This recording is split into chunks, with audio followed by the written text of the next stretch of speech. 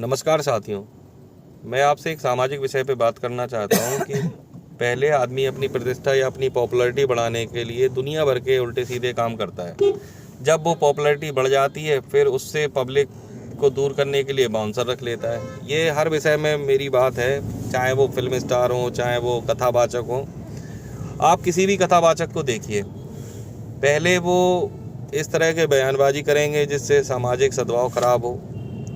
फिर आप देखेंगे कथा की भीड़ में जो टेंट में सबसे आगे बैठा होता है वो व्यक्ति कभी कथा सुनने नहीं आता। वो 10 मिनट के लिए आता है कि चलो महाराज के साथ 2 फोटो हो जाएं, महाराज मेरे गले में पटका डाल दें और मैं वो फ़ोटो सोशल मीडिया पर डाल दूं। और उसी टेंट के अंतिम पंक्ति में बैठा हुआ व्यक्ति उस कथा के लिए नित्य आता है, और वो अगर धोखे से भी किसी महाराज जी के, किसी कथावाचक के पैर छूने का दुस्साहस कर दे तो उसी बाउंसरों द्वारा बड़ा बेइज्जत किया जाता है वो।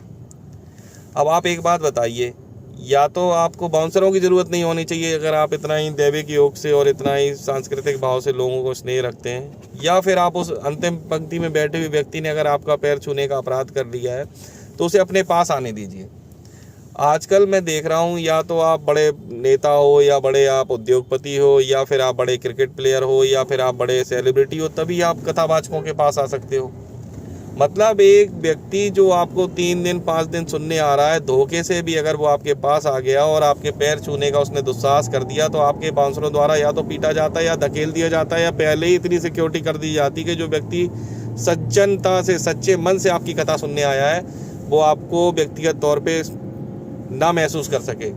और एक व्यक्ति वो जो समाज के हर दुर्भाव से गुजरता हुआ आप तक पहुंचा है, उसको पहली पंक्ति में कुर्सी मिलती है, आपका पटका मिलता है, आपका विशेष आशीर्वाद मिलता है, कहीं आप वीडियो पे आशीर्वाद दे देते हो, कहीं कुछ। मतलब कभी कभी ये चीज़ें बड़ी आश्चर्यजनक लगती हैं कि अगर आप सामाजिक रूप में नहीं हो तो फिर इतना दिखावा क्यों? अगर आप दिखावा कर रहे हैं तो फिर आप मंच से बैठ के गलत ज्ञान दे रहे हैं। एक आरती है, ना चाहें हम धन और दौलत, ना चांदी ना सोना, हम तो चाहें मैया तेरे दिल में एक छोटा सा कोना। मैं कभी इस आरती को इस तरीके से नहीं गाता हूँ कि मैं ना चाहूँ धन और दौलत। मैं इसी तरह से गाता हूँ, मैया मैं चाहूँ धन और दौलत, मैं चाहूँ चांदी सोना, और मैं चाहूँ माँ तेरे दिल में एक छोटा सा कोना। साथियों, मेरी बात अगर आपको गलत लगी हो, किसी भी प्रकार से आपको लगता हो कि मैंने किसी विशेष उद्देश्य से ये बात बोली है, तो मैं आपसे हाथ जोड़ के क्षमा प्रार्थी हूँ। लेकिन मेरे मन का अंतर्भाव है कि जो कथावाचक हैं, अगर पंडाल के बैठे अंतिम पंक्ति के व्यक्ति का स्नेह नहीं ले सकते तो इन्हें कोई अधिकार नहीं बनता कि ये छद्म रूपी जो लोग आते हैं उनको गले में डाल के और उस अंतिम पंक्ति में बैठे व्यक्ति को बेइज्जत करें।